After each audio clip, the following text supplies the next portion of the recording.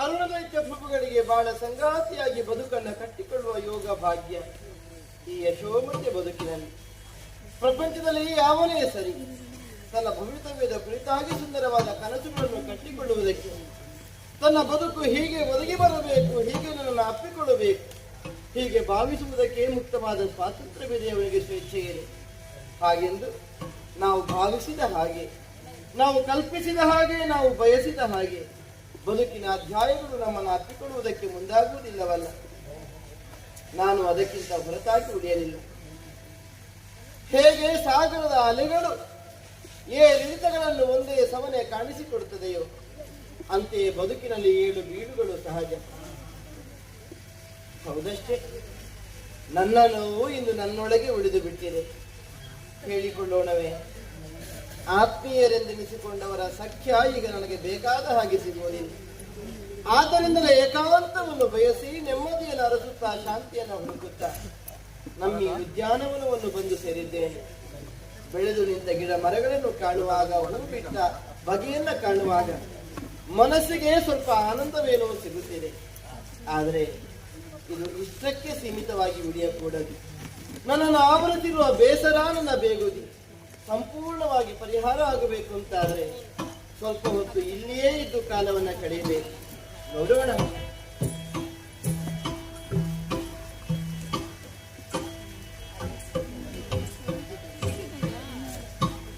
ಮಹಾರಾಣಿ ಅಂತ ಯಶೋಮತ್ಯಮ್ಮನನ್ನು ಹುಡುಕುತ್ತಾ ಬಂದವಳು ಈ ಮಾಲಿನಿ ಎಲ್ಲಿ ಹುಡುಕಿದ್ರು ಕೂಡ ಅವರಿಲ್ಲ. ನೋಡೋಣ, ಸ್ವಲ್ಪ ಇನ್ನೂ ಮುಂದುವರಿತೇನಂತೆ. ಇಳಿತಾಳು. ಅಮ್ಮ, ವಂದಿಕೊಂಡಿದ್ದೇನೆ. ಏನಮ್ಮ ಇದು?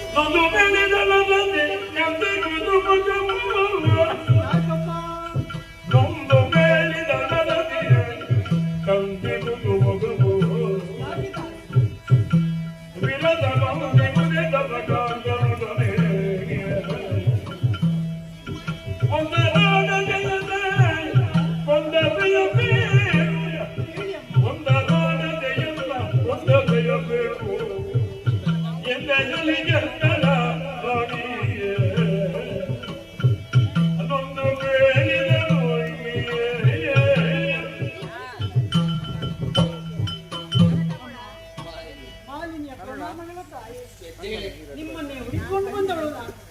ಅರಮನೆಯಲ್ಲೆಲ್ಲ ಹುಡುಕಿದೆ, ಎಲ್ಲಿ ಹುಡುಗಿದ್ರು ಕೂಡ ನಿಮ್ಮ ಇರಕ್ಕಾಗಿಲ್ಲ. ಹಾಗಾಗಿ ಇಲ್ಲಿವರೆಗಾಗಿ ಬಂದಿದ್ದೇನೆ. ಇಲ್ಲಿ ಬಂದು ನೋಡಿದ್ರೆ ಕಲ್ಲ ಮಂಟದ ಮೇಲೆ ಕಲ್ಲಾಯಿ ಕುಡಿತಿದ್ದೇನಲ್ಲ ತಾಯಿ. ನಿಮ್ಮ ಮುಖಾರದಿಂದ ಕಣ್ಣು ತುಂಬಿ ಹೋಗಿದೆ. ಹಾಗಾಗಿ ಏನೋ ಒಂದು ಅನಾಹುತ ಸಂಭವಿಸ್ತೇನೋ ನಿಮ್ಮ ಮುಖದಲ್ಲಿ ಕಾಣ್ತಾ ಹೋಗ್ತದೆ. ನಮ್ಮವರೇನಾದರೂ ಬೇಡನಾಡಿದ್ರೆ ಬರ್ಲಿಕ್ಕಿಲ್ಲ. ಹಾಗಾದ್ರೆ ಗೊತ್ತಾಯ್ತು ಬಿಡಿ, ಸರಸಮಯವಾದ ದಾಂಪತ್ಯ ಜೀವನ ನಿಮ್ಮ ಏನಾದರೂ ಇಷ್ಟವಂತೆ ತಾಯಿ? ಇಲ್ಲವೇ ಇಲ್ಲ.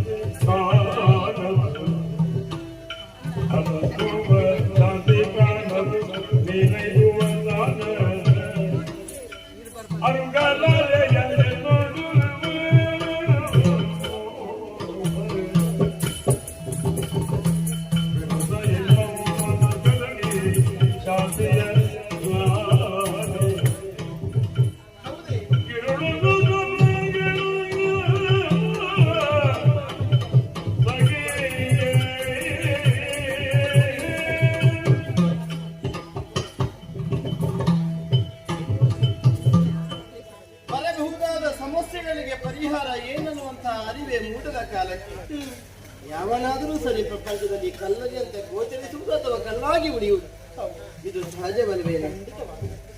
ಇದಕ್ಕೆ ಎರಡು ಕಾರಣ. ಒಂದು ಪರಿಹಾರ ಗೋಚರಿಸದೆ ಉಳಿಯುವುದು, ಮತ್ತೆ ಇನ್ನೊಂದು ಏನು ಬೇಕಾದ್ರೂ ಬರಲಿ ಕಲ್ಲಿನ ಹಾಗೆ ಉಳಿದು ಬಿಡೋಣ. ಕಲ್ಲಿನ ಮೇಲೆ ನೀರು ಸುರಿದ್ರೆ ಕಲ್ಲದನ್ನ ಹೀರಿಕೊಳ್ಳುವುದಕ್ಕಿಲ್ಲವಲ್ಲ, ಹಾಗಾದ್ರೂ ಕಷ್ಟ ದೂರದಿಂದಲೇ ಜಾರಿ ಹೋಗಲಿ ಅನ್ನೋ ಕೇವಲ ಭಾವಾತಿಶಯವಾದ ಪ್ರಯತ್ನ. ಹಾಗೆಂದು ನೀನು ಮುಖವನ್ನು ಗಮನಿಸಿ ಸರಿಯಾದದನ್ನೇ ಕೇಳುವುದಕ್ಕೆ ಮುಂದಾದದ್ದೇನು ಅಲ್ಲ.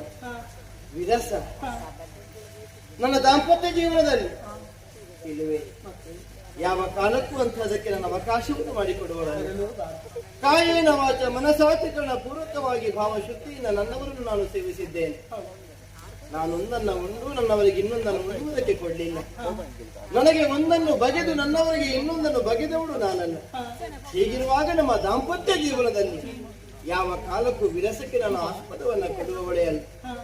ಹಾಗೆಂದು ಆವರಿಸಿಕೊಂಡಿರುವ ಬೇಸರಕ್ಕೆ ಕಣ್ಣಂಚಿನಲ್ಲಿ ತೊಟ್ಟಿರುವ ಕಣ್ಣೀರಿಗೆ ಬಲವಾದ ಕಾರಣವಿದೆ.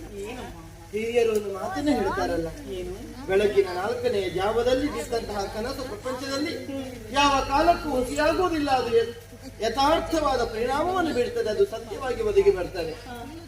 ಅದನ್ನು ಯೋಚಿಸುವಾಗ ನನಗೆ ಭಯವಾಗುತ್ತಿದೆ ಅಷ್ಟೇ. ಹೌದೇನು?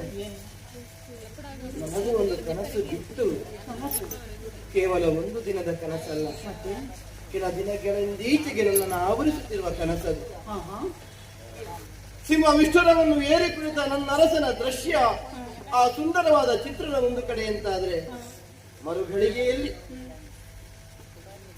ದುಃಖದಿಂದಲೇ ನಾನು ತೊಳೆದುಕೊಳ್ಳಬೇಕಾದ ಸ್ಥಿತಿಯನ್ನು ಗುಣಪಡಿಸುವ ಕನಸು ಇನ್ನೊಂದು ಕಡೆಗೆ. ಹೌದೇ? ನಡೆದ ಪಾಠಕರ ದೇವಘೋಷ ಅರುಣದೈತ್ಯ ಪ್ರಭುಗಳಿಗೆ ದೇವಾಗಲಿ ಉಗೆ ಉಗೆ ಮುಗಿಲು ಬಿಟ್ಟುವಂತಹ ಸ್ವರ ಕೇಳುವಾಗ ಒಂದೊಮ್ಮೆಗೆ ಮನಸ್ಸಿಗೆ ಆನಂದವಾಗ್ತದೆ. ಆದ್ರೆ ಯಾವ ರತ್ನ ಗಂಬಳಿಯನ್ನ ತುಳಿದು ನನ್ನವರು ಸಿಂಹ ವಿಷ್ಣುರವನ್ನೇರಿ ಕುಳಿತರು, ಆ ರತ್ನ ಗಂಬಳಿ ಮರು ಗಳಿಗೆಯಲ್ಲಿ ರಕ್ತದ ಓಕುಳಿಯಾಗಿ ರಕ್ತದ ಮಡುವಾಗಿ ಬದಲಾವಣೆಯನ್ನ ತೋರಿಸ್ತದೆ. ಏರಿ ಕುಳಿತ ನನ್ನವರು ದಪ್ಪನೆ ಜಾರಿ ಬಿದ್ದು ಆ ಮಡುವಿನಲ್ಲಿ ಕೊಚ್ಚಿ ಹೋಗುವ ದಾರುಣ ಸ್ಥಿತಿ. ಕೈಯನ್ನ ಮೇಲಕ್ಕೆತ್ತಿ ನನ್ನನ್ನು ಯಾರಾದರೂ ಒಮ್ಮೆ ಹಿಡಿದು ಆಧರಿಸಿ ನನ್ನ ಪ್ರಾಣವನ್ನು ಉಳಿಸಿ. ಹೀಗೆ ಕೇಳಿಕೊಳ್ಳುವ ಕಾಲಕ್ಕೆ ನನಗಾಗುವ ಸಂಕಟ, ನನ್ನವರಿಗೆ ಒದಗಿ ಬರುವಂತಹ ಭವಣೆ, ಇದನ್ನು ಹೇಗೆ ಸಹಿಸಿಕೊಳ್ಳುವುದಕ್ಕೆ ಬರ್ತದೆ ಹೇಳಿ? ಆದ್ದರಿಂದ ಕನಸು ಬಿದ್ದು ಯಥಾರ್ಥವಾಗಿ ಪರಿಣಮಿಸುವುದು ಬೇಡ. ಬರುವುದಿದ್ದರೂ ಪರಿಹರಿಸುವ ಬಗೆಯನ್ನು ನಾನು ಕಾಣೆ. ಹೇಳಿಕೊಳ್ಳೋಣವೆಂದಾದರೆ ಆತ್ಮೀಯರಿಂದ ಲಿಖಿಸಿಕೊಂಡವರು ಯಾರು ಹತ್ತಿರ ಇರಲಿಲ್ಲ. ಹಾಗೆ ಏಕಾಂತವನ್ನು ಬಯಸಿ ಕಡೆಗೆ ಸಾಗಿ ಬಂದು ಎಷ್ಟು ಪ್ರಯತ್ನ ಪಟ್ಟರು ಅಷ್ಟೇ ಅರಸುವ ಶಾಂತಿ ಕಾಣಲು. ಆದ್ರೆ ನೀನು ಬಂದದ್ದು ಒಳ್ಳೇದಾಯ್ತು. ಬಹಳ ಸಮಯದಿಂದ ನಿನ್ನದೊಂದು ಪ್ರಶ್ನೆ ಕೇಳಬೇಕು ಅಂತ ಇದ್ದೆ. ಹೌದೇನು? ಇತ್ತೀಚೆಗೆ ನನ್ನಲ್ಲಿ ಗುಟ್ಟು ಮಾಡ್ಲಿಕ್ಕೆ ಆರಂಭ ಮಾಡಿ. ನಿಮ್ಮಲ್ಲಿ ಗುಟ್ಟು ಮಾಡ್ಲಿಕ್ಕೆ ಒಂದು ಕ್ಷಣ ಒಂದು ಗಳಿಗೆ ನನ್ನಲ್ಲಿ ನಿನ್ನ ಬದುಕಿನ ಅನುಭವಗಳನ್ನ ವಿನಿಮಯ ಮಾಡಿಕೊಳ್ಳದೆ ಬದುಕಿದವಳು ನೀನಲ್ಲ. ಇಂದು ನಿನ್ನೆಯ ಸಖ್ಯ ಅಲ್ಲ. ಹುಟ್ಟಿ ಬೆಳೆಯುವ ಕಾಲದಿಂದ ನಾನು ಗಂಡನ ಮನೆಯನ್ನು ಸೇರುವಲ್ಲಿಯವರೆಗೆ ನನ್ನ ಜೊತೆಯಾಗಿ ಬೆಳೆದವಳು, ನನ್ನ ಸುಖ ದುಃಖವನ್ನು ಸರಿಯಾಗಿ ಹಂಚಿಕೊಂಡವಳು. ಅದೇ ಹೌದು ಅಂತ ಆದ್ರೆ ನನ್ನಲ್ಲಿ ಮರೆಸಿ ನಿಜವನ್ನು ಬದಿಗಿರಿಸಿ ಹೋಗುವ ತಾಣ, ಹೋಗಿ ಬರುವ ವಿಧಾನ ಎಲ್ಲವನ್ನು ಹೇಳ್ತೀಯೇನು? ಎಲ್ಲಿಗೆ ಹೋಗ್ತೀರಮ್ಮ? ನಾನು ನುಡಿಗೆ ಬೆನ್ನುತ್ತ ಬಾಯ ಬಿಡಲು ರಗತವು ಕೆಡುವುದು ಎರುದೆರು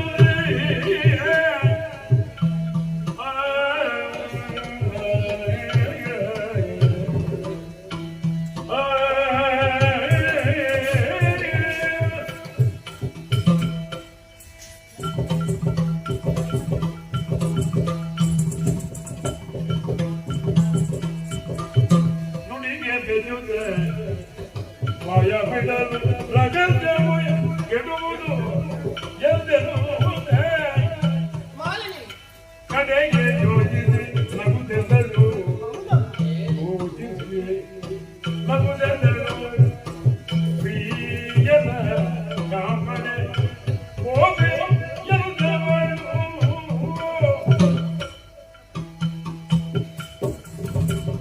ನುಡಿಗೆ ಬೆಚ್ಚುದೆ ಬಾಯ ಬಡದು ರಗತ್ಯವು ಕೆಡುಗುಡು ಎಂದರು.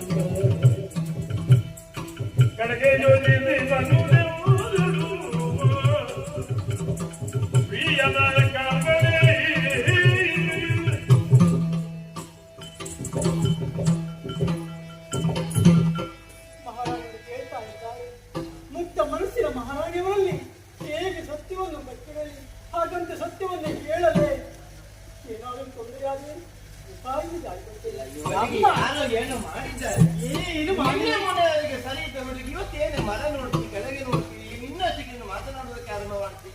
ಏನಮ್ಮ ನೀವು ಹೊಸದಾಗಿ ಕೇಳ್ತಾ ಇದ್ದೀರಿ? ಅಲ್ಲ ಹೊಸದಲ್ಲ, ಹಾ. ನಾನು ಹಳೆ ಪರಿಚಯದವರಲ್ಲೇ ಕೇಳಿದ್ದೆ. ಹೌದು, ಕೇಳಿದ್ರೆ ನನ್ನಲ್ಲಿ ಅದು ಏನು ಹೊಸತು? ಕೇಳುವ ರೀತಿಯಲ್ಲಿ ಹೊಸ ಹೊಸ ಅಂತ ಉಂಟು. ಅಲ್ಲ ಏನು ಹೊಸದು? ಈಗ ನಾನು ಹೋದ್ ಎಲ್ಲಿ ಹೋದೇನು?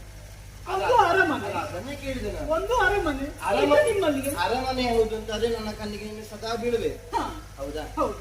ಉಪವನ ಹಾ, ಯಾವತ್ತು ಒಬ್ಬಳೆ ಬಂದವಳಲ್ಲ. ಹಾ, ಇದು ನಾನು ಮೊದಲೇ ಬರುದು ಒಬ್ಬಳಾಗಿ. ಹಾ, ಹಾ, ಹಾ. ನೀನು ಹಾಗಲ್ಲ. ಹೌದು. ಆ ಕಡೆ ಹೋಗಬೇಕು ಅಂತಿದ್ರು, ಈ ಬದಿಗೆ ಹೋಗಬೇಕು ಅಂತಿದ್ರು, ಅಮ್ಮ ನಾನು ಬರ್ತೇನೆ ಅಂತ ಹೇಳಿಕೊಂಡು ಬರ್ತಿದ್ದವು. ಹಾ. ಇತ್ತೀಚೆಗೆ ಹಾ. ಅದು ಕಡಿಮೆ ಆಗಿದೆ ಅಂತ ಹೇಳಿದ್ರು ನಾನು. ಹೌದಾ? ಹಾಗಂತ ಹೇಳ್ತೇನೆ. ಉಂಟಾಗಾದ್ರೆ ಮತ್ತೆ ಹಾಗೆಂತದ್ದು ಇದು ಹೊಸತು ನಾಟಕ, ಹೊಸ ಪ್ರಶ್ನೆ ಅಂತ. ನಾನು ಸ್ವಲ್ಪ ಹೆದರಿಕೊಂಡದ್ದು. ಇದು ಹೆದರಿಕೆ. ಹೆದರಿಕೆ ನಿಮ್ಮಲ್ಲಿ. ನೀವು ಮಹಾರಾಣಿ ಅಲ್ವಾ? ನಿಮಗೆ ವೈಯಾರಕ್ಕೂ ಹೆದರಿಕೆಗೂ ವ್ಯತ್ಯಾಸ ಗೊತ್ತಿಲ್ಲ. ಅದೇಗೆ ನಾಚಿಕೆ ಕಾಣುತ್ತದೆ ಮತ್ತೆ ಹೆದರಿಕೆ ಅಂತ ಹೇಳ್ತೀನಿ. ಎರಡು ಒಟ್ಟಿಗೆ ಆಗ್ತಾ ಉಂಟು ನನಗೆ. ಹೌದಾ? ಅದು ಬಿಡಿಸಿ ಬೇರೆ ಬೇರೆ ಮಾಡಿ. ಅಮ್ಮ, ಹಾ. ನಾನು ಹೋಗುವುದು ಪ್ರಿಯನನ್ನು ಕಾಣುವುದು. ಎಂತದ್ದು? ಪ್ರಿಯನನ್ನು ಕಾಣುವುದು. ಇವಾಗ ಪ್ರಿಯನನ್ನ ಕಾಣುವುದಕ್ಕೆ ಹೋಗುದು. ಹಾ. ನಾನೇ ಎಷ್ಟೋ ಸಲ ಹೇಳಿದ್ದೆ, ಒಂಟಿ ಜೀವನ ಸಾಕೆನ್ನಿಸುವುದು ಸಹಜ. ಜಂಟಿಯಾಗಿ ಗಂಡನ ಜೊತೆಗೂಡಿ ಬದುಕು ಕಳೆಯುವುದಕ್ಕಿನ್ನಗೆ ಆಸೆ ಆಯಿತು ಅಂತಾದ್ರೆ ಬಿಚ್ಚು ಮನಸ್ಸಿನಿಂದ ನೇರವಾಗಿ ಬಂದು ನನ್ನಲ್ಲಿ ಹೇಳತಕ್ಕದ್ದು, ಹಾ. ನಾನೇ ನಿನ್ನ ಅಕ್ಕನ ಸ್ಥಾನದಲ್ಲಿ ನಿಂತು ನನ್ನವರನ್ನು ಒಪ್ಪಿಸಿ ಮದುವೆ ಮಾಡಿಸ್ತೇನೆ ಅಂತ ಆಡಿದ್ದು. ಹೌದಾ? ಒಂದಂತೂ ಒಳ್ಳೇದಾಯ್ತು, ಹುಡುಗರನ್ನ ಹುಡುಕುವ ಕೆಲಸ ನನಗಿಲ್ಲ, ನೀನೇ ಹುಡುಕಿ ಆಗಿದ್ದು. ಹಾಗಾದ್ರೆ ಎಲ್ಲಿಯ ಹುಡುಗ, ಎಲ್ಲಿದ್ದಾನೆ, ಅಪ್ಪ ಅಮ್ಮ, ಕುಲ ಗೋತ್ರ ಹೇಳ್ತೇನೆ. ಅಮ್ಮ, ಎಲ್ಲವನ್ನೂ ಹೇಳ್ತೇನೆ. ಮೊದಲಾಗಿ ನಿಮ್ಮನ್ನು ಕ್ಷಮೆಯನ್ನು ಕೇಳ್ತಾ ಇದ್ದೇನೆ. ಸಮಯ ಇಲ್ಲ. ಅಯ್ಯೋ, ನನಗೆ ಬೇಸರ ಇಲ್ಲ. ನಾನು ಹೇಳಿದ ಮೇಲೆ ಹೇಳಿದ್ದೊಂದು ಬಿಟ್ರೆ ಅದು ಏನುಂಟು? ನೀವು ಕಲ್ಪನೆ ಮಾಡಿದ ರೀತಿಯಲ್ಲಿ ಇಲ್ಲಮ್ಮ ನನ್ನ ಬದುಕು. ಅಲ್ಲ, ಪ್ರಿಯನನ್ನು ಕಾಣೋದಕ್ಕೆ ಹೋಗುವುದು ಅಂತ ಹೇಳಿ ನನ್ನ ಪ್ರಿಯ ಮಾತ್ರ ಅಲ್ಲ, ಮಾಡ್ತೇನೆ. ಲೋಕಪ್ರಿಯನನ್ನು ಕಾಣುವುದಕ್ಕಾಗಿ ಹೋಗುವುದು ನಾನು. ಲೋಕಪ್ರಿಯ ಹೌದು. ಅರ್ಥ ಆಗಲಿಲ್ಲ. ಇಲ್ಲೇ ಹತ್ತಿರದಲ್ಲಿ ಜಾಬಾರಿ ಮುನಿಗಳು ಇದ್ದಾರೆ. ದಿನನಿತ್ಯವೂ ಅವರನ್ನು ಕಾಣುವುದಕ್ಕೆ ಹೋಗಿ ಅವರು ಆಡುತ್ತಿರುವಂತ ಮಾತುಗಳನ್ನು ಕೇಳಿ ಸಂತೋಷಭರಿತರಾಗಿ ಬರುತ್ತಾ ಇದ್ದವಳು.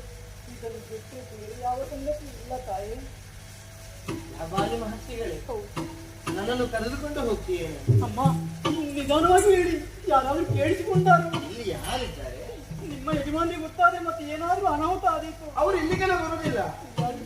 ಕೇಳಿಸಿಕೊಂಡು ಹೋಗಿ ಹೇಳಿದ್ರೆ ಅದಕ್ಕೆ ನಾನು ವ್ಯವಸ್ಥೆ ಮಾಡ್ತೀನಿ, ನನ್ನ ಗಂಡನಲ್ಲಿ ಅಲ್ವಾ. ನಾವು ಹಾಗೆ ಸುತ್ತಾಡಿಕೊಂಡು ಬರಲಿಕ್ಕೆ ಹೋದದ್ದು ಅಂತ ಹೇಳಿದ್ರೆ ಅವರಿಗೆ ಅದೆಲ್ಲ ಗೊತ್ತಾಗುದಿಲ್ಲ. ಆದ್ರೆ ನನ್ನನ್ನು ಕರ್ಕೊಂಡು ಹೋಗ್ಬೇಕು. ಖಂಡಿತ. ಹೀಗೆ ಬಾ, ಹೀಗೆ ಬಾ.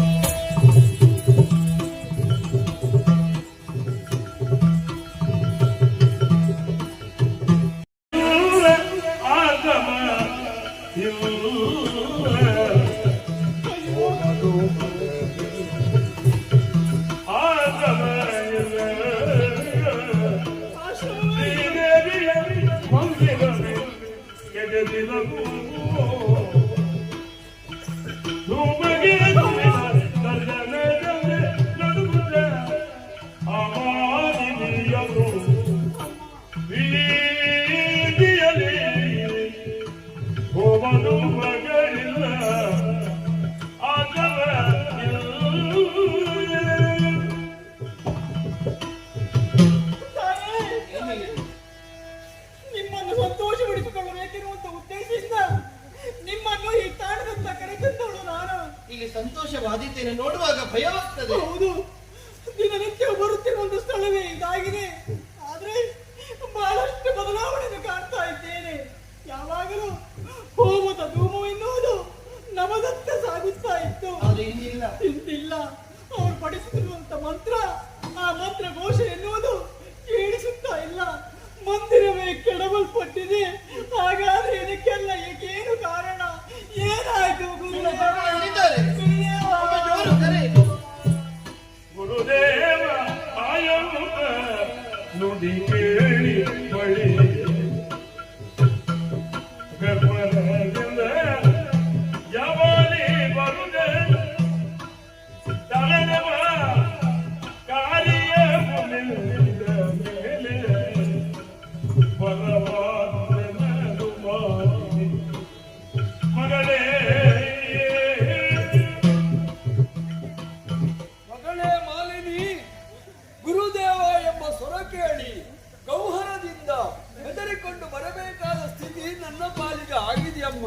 ಕಾಲ ಮಿಂಚು ಹೋಯಿತು, ಕಾರ್ಯ ಮಿಂಚು ಹೋದ ಮೇಲೆ ಬಂದೆಯಲ್ಲ, ಏನಾಯಿತು? ತಂದೆ ಏನಿದೆ?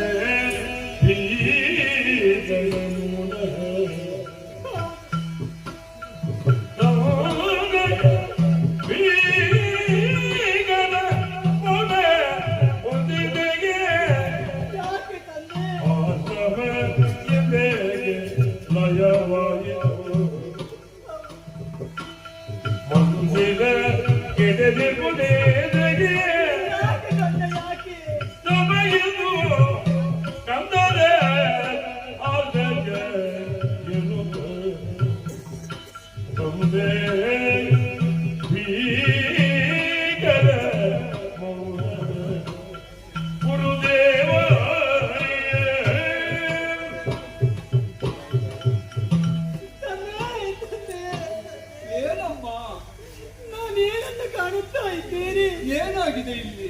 ದಿನನಿತ್ಯವೂ ನಿಮ್ಮನ್ನು ಕಾಣುವುದಕ್ಕಾಗಿ, ನೀವು ಮಾಡುತ್ತಿರುವಂತ ಪ್ರವಚನವನ್ನು ಕೇಳುವುದಕ್ಕಾಗಿ ದಿನನಿತ್ಯ ಬರುತ್ತಾ ಪ್ರವಚನ.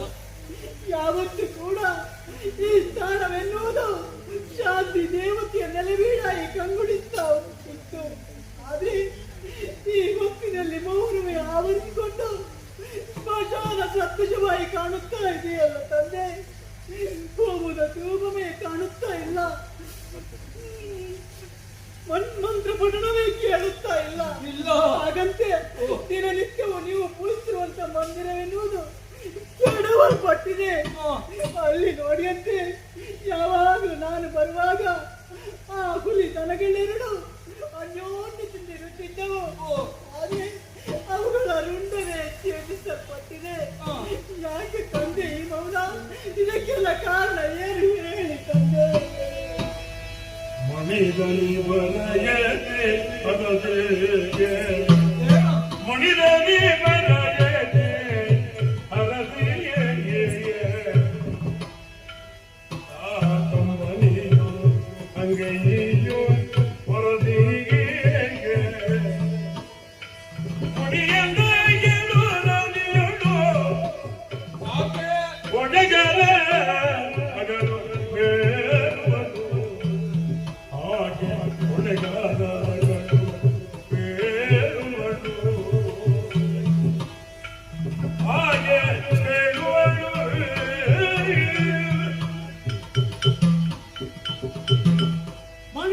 ಇರುವರನ್ನು ಎತ್ತಿ ಹರಸಿದ್ದೇನೆ, ಅಂಗೈಯಿಂದ ಕಣ್ಣೀರನ್ನು ಒರೆಸಿದ್ದೇನೆ.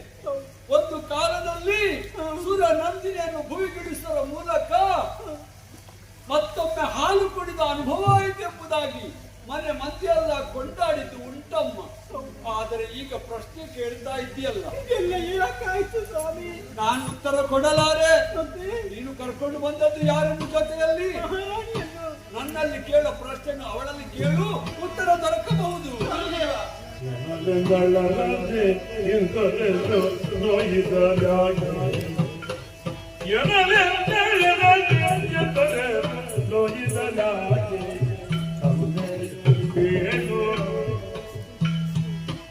என்னொழி நின்ற பரத அதுதகனே என்னொழி நின்ற பரத அதுதகனே மததாயே கருணே ஏலோ ಸಮುದೇ ಜರದಲ್ಲ ಆದಲ ಬೇಳುವುದು ಕರುಣೆ ಎಂದಲ್ಲ ಆದಲೇ ಬೇಳುವುದು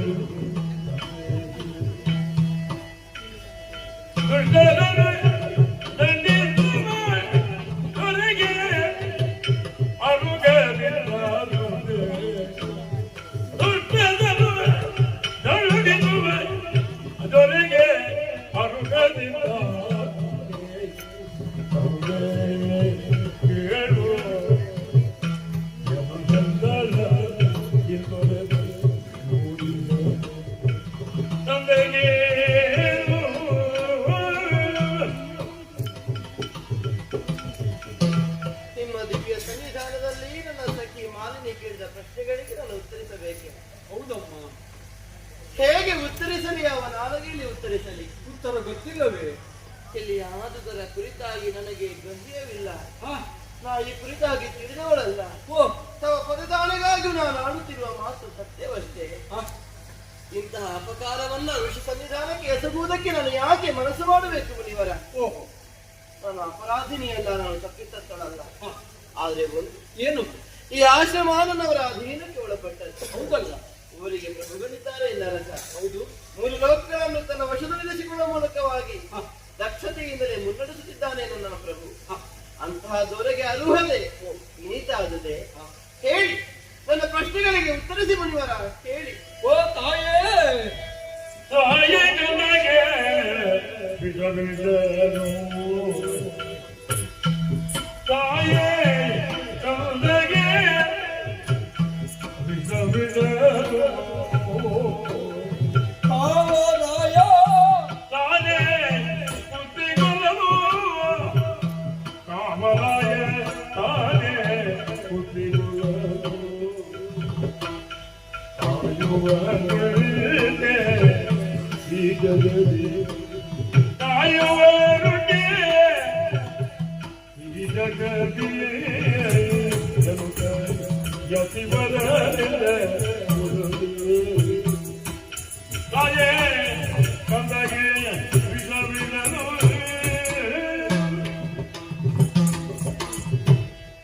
ಈ ನಾಡಿನ ಸಾಮ್ರಾಜ್ಯ ನೀನು ಎಂಬುದರಿಂದ ಇಲ್ಲಿಯಾದ ವಿಷೇಕವಾಗಿ ಗೊತ್ತಿರುವುದೆಂಬುದಾಗಿ ಭಾವಿಸಿ ಉತ್ತರ ನಿನ್ನಲ್ಲಿ ಸಿಗುವಂತ ನಾನು ಹೇಳಿದ್ದೇನೆ. ಆತ್ಮಸಾಕ್ಷಿಯಾಗಿ ಆಡುತ್ತಿದ್ದೇನೆ, ನನಗೆ ತಿಳಿದಿಲ್ಲ. ಆದರೆ ಅಮ್ಮ, ಏನು?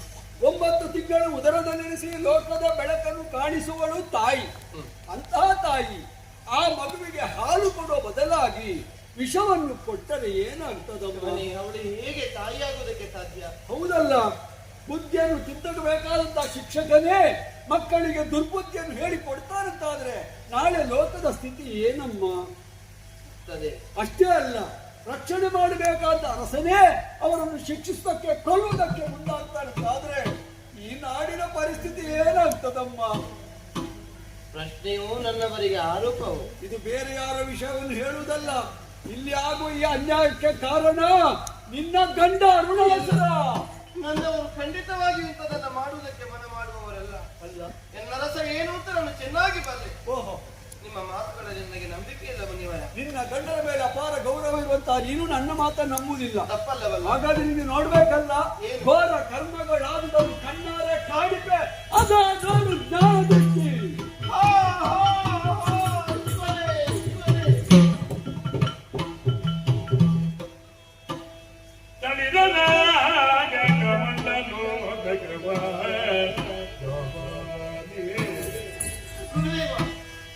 ಮಳಿಗೆ ತನ್ನುಗಿ ಮಾಸ್ಪತಿ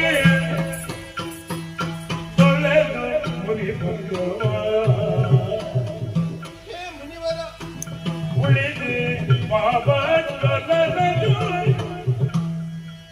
ಪತಿಯಲ್ಲಿಗೆ ತಲೆ ಕೊಡು ನಿಜ ಬಲ್ಲಿದ ಮರ್ತಿದೆ ತಮದುದಿಯಲ್ಲನು ಒಲಿದು ಅರದು ಒಲಿದು ಅರದು.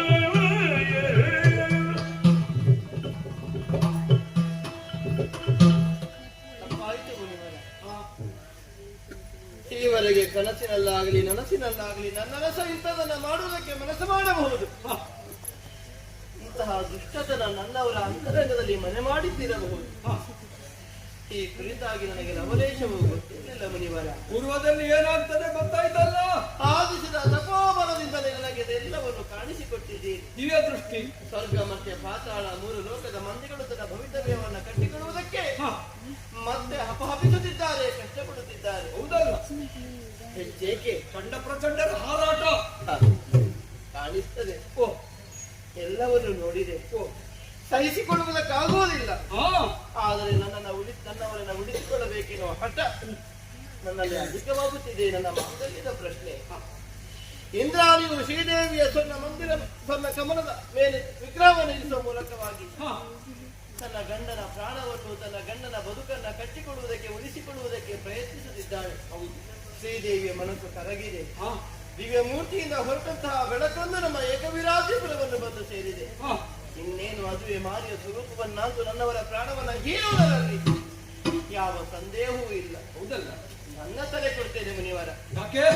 ನನ್ನನ್ನೇ ಬಲಿಯನ್ನಾಗಿ ಅರ್ಪಿಸ್ತೇನೆ. ಹಾ. ನನ್ನ ಮಾಂಗಲ್ಯ ಭಾಗ್ಯವನ್ನ ಉಳಿಸಿಕೊಡಿ ಮುನಿವರ, ಉಳಿಸಿಕೊಡಿ.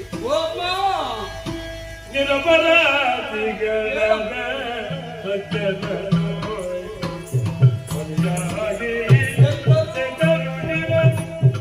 ಅದಗೆ ಹುಡುಗಾದರು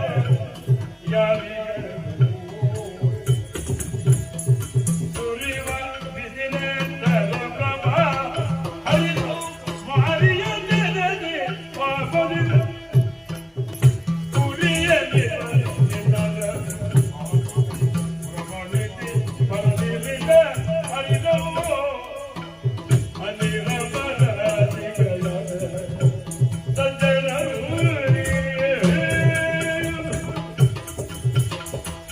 ಯಶೋಮತಿ ದೇವಿ ನಿರಪರಾಧಿಗಳಾದಂತಹ ಸಜ್ಜನರು ಬಲಿಯಾಗಿದ್ದಾರೆ. ಹಾಗಿರುವಾಗ ಅವರ ಹೆಂಡತಿಯರು ಮಕ್ಕಳೆಲ್ಲ ಗೋಳೋ ಎಂಬುದಾಗಿ ಕಣ್ಣೀರು ಸುರಿಸ್ತಾ ಇದ್ದಾರೆ.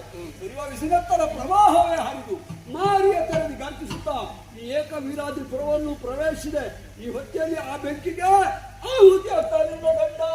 ಸಾಧ್ವಿ ಇದ್ದೇನೆ ಮುನಿವರ, ಸಾಧ್ವಿ. ನಾನು ನೋಡಿಕೊಳ್ತೇನೆ.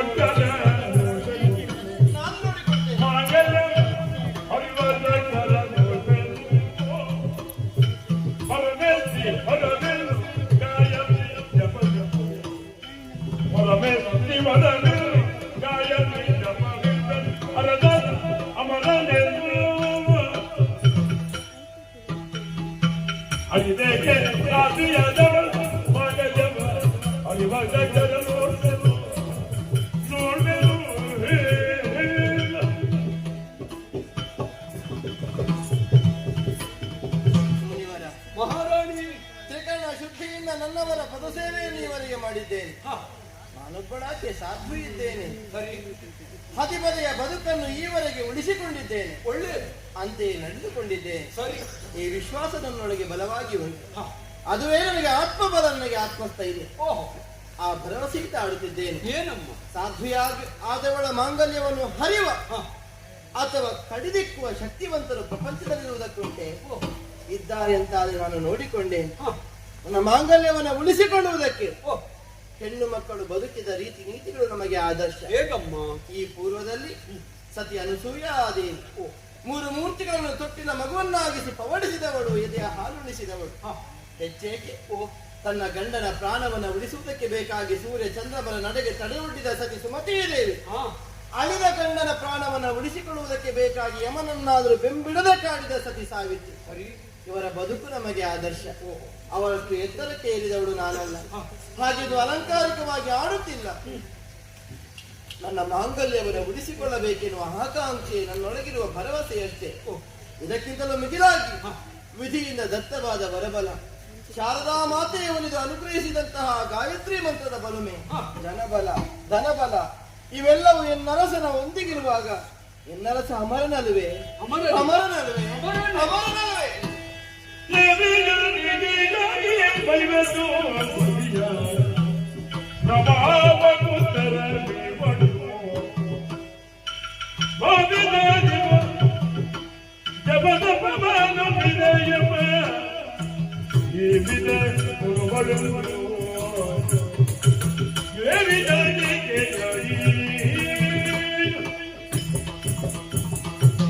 ಯಶೋಮತಿ, ಈ ಹಿಂದೆ ಪರಮೇಶ್ವರನಿದ್ದಲು ಪರಮೇಷ್ಠಿಯಿಂದಲೂ ವಿಶೇಷವಾದಂತಹ ವರವನ್ನು ಪಡೆದವರು ಅದೆಷ್ಟೋ ಮಂದಿ ಇದ್ದರು.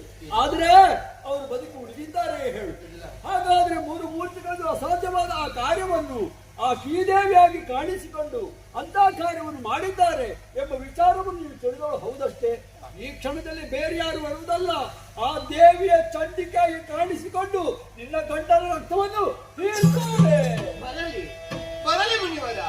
ಶ್ರೀದೇವಿ ಪದಗಾನೆ ಚಂದ್ರಾನ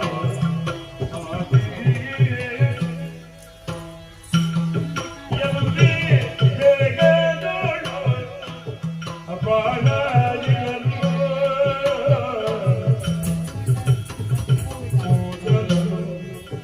ಒಂದನ ಸಾಧವಿದೆ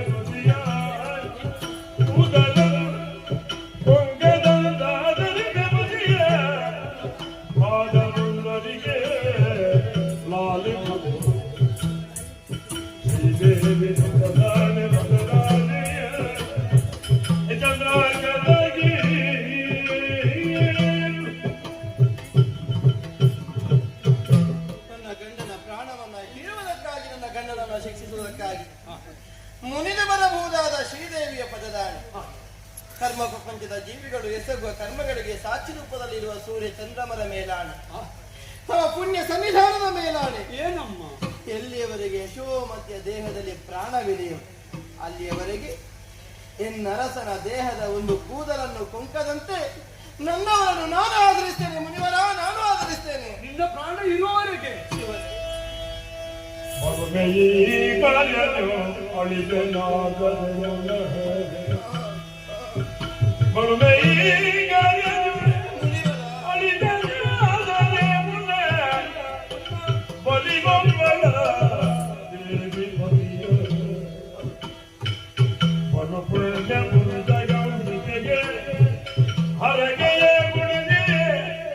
ಪುಣ್ಯ ಪುರುಷ,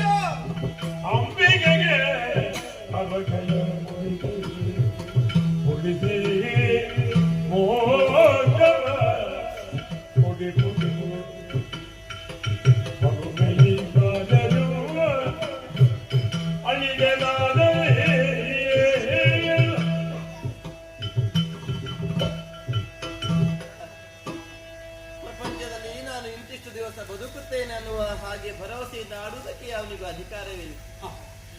ಯಾರ ಆಯಸ್ಸನ್ನು ಯಾರು ತನಗೆ ಬೇಕಾದ ಹಾಗೆ ನಿರ್ಧರಿಸುವುದಕ್ಕಾಗುವುದಿಲ್ಲ. ಆಗುದಿಲ್ಲ. ಯಾರ ಆಯಸ್ಸನ್ನು, ಯಾರ ಹಣೆ ಬರಹವನ್ನು ಯಾರು ತಿಳಿದವರಿದ್ದಾರೆ ಪ್ರಪಂಚದಲ್ಲಿ, ಆ, ಅದು ಕೇವಲ ವಿಧಿತವಾಗಬಹುದಾದ ವಿಧಿಸಲ್ಪಡುವ ವಿಧಿಯಿಂದಲಷ್ಟೇ ನಿರ್ಣಯಿಸುವುದಕ್ಕೆ ಸಾಧ್ಯ. ಆ, ಗಂಡನಿಗಿಂತ ಮುಂಚೆ ನಾನು ಮರಣಿಸ್ತೇನೆ, ಸತ್ತು ಬೀಳುತ್ತೇನೆ ಅನ್ನುವ ಕಾರಣಕ್ಕಾಗಿ ಕಣ್ಣೀರಿಸುವುದಲ್ಲ. ಮತ್ತೆ ಹಾಗೆ ಆಯಿತು ಅಂತಾದ್ರೆ ನನಗೆ ಅದಕ್ಕಿಂತ ಬದುಕಿನಲ್ಲಿ ವಿಶೇಷವಾದ ಸೌಭಾಗ್ಯ ಮತ್ತೊಂದುಂಟೆ. ಓ, ಪದೇ ಪದೇ ಹೆಣ್ಣಾಗಿ ನಾನು ಬಯಸುವುದು ಇಷ್ಟನ್ನೇ. ಏನಮ್ಮ? ಹಣೆಯ ಕುಂಕುಮದ ತಿಲಕ, ಕೊರಳ ಮಾಂಗಲ್ಯದ ಪದಕ ಇರಲಿ ಕೊನೆಯ ಉಸಿರಿರುವ ತನಕ.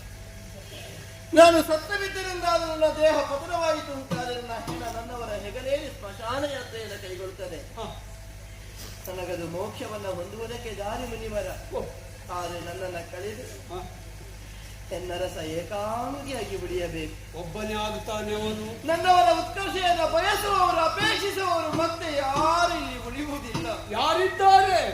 ಯಾರು ಇಲ್ಲ. ನನಗೊಂದು ಉಪಕಾರ ಮಾಡುವಿರ ಮಹನೀಯ. ಏನು?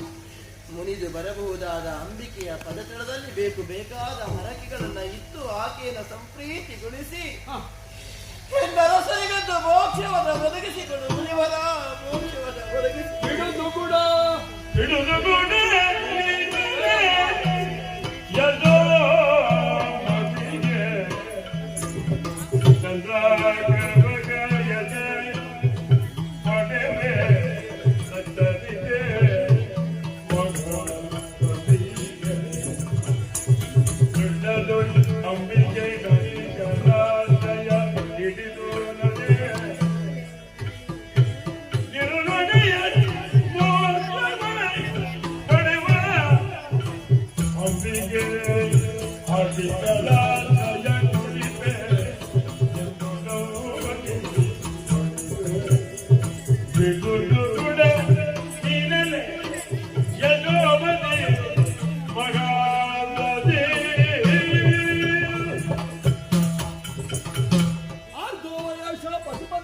ಗಂಡನಿಗೆ ಅರ್ಧ ಜೀವ ಹೆಂಡತಿ, ಸತಿಗೆ ಪತಿಯೇ ಗತಿಯದೆಂಬುದು ಶ್ರುತಿಯ ವಚನ. ಹಾಗೆಂದು ಗಂಡನ ವಿಷಯವಾಗಿ ಬಹಳವಾಗಿ ಯೋಚಿಸಿ ಮೋಕ್ಷವನ್ನು ಅನುಗ್ರಹಿಸಬೇಕು, ಕೇಳಿಕೊಳ್ಬೇಕು. ಹೀಗೆ ಕೇಳಿಕೊಳ್ತಾ ಇದೆಯಲ್ಲ ಅಮ್ಮ, ನಿನ್ನ ದುಗುಡವನ್ನು ಬಿಡು. ನಿನ್ನ ಹೆಸರು ಆಚಂದ್ರಾತ್ಮವಾಗಿ ಶಾಶ್ವತವಾಗಿ ಉಳಿಯುವಂತೆ ಮಾಡುತ್ತೇನೆ. ನೀನು ಒಬ್ಬರು ಸಾಧ್ಯ ಇದ್ದೀಯ. ಆದ್ರಿಂದ ದೃಢದಿಂದ ಅಂಬಿಕೆಯ ಅಡಿಗಳಾಶಯವನ್ನು ಪಡೆದಂತಾದ್ರೆ ನೀನನ್ನು ಅನುಗ್ರಹಿಸ್ತಾರೆ. ಮೋಕ್ಷ ನೀಡುವಂತೆ ನಾನು ಕೇಳಿಕೊಳ್ತೇನೆ. ಹೋಗಿ ಬರ್ತೇನೆ.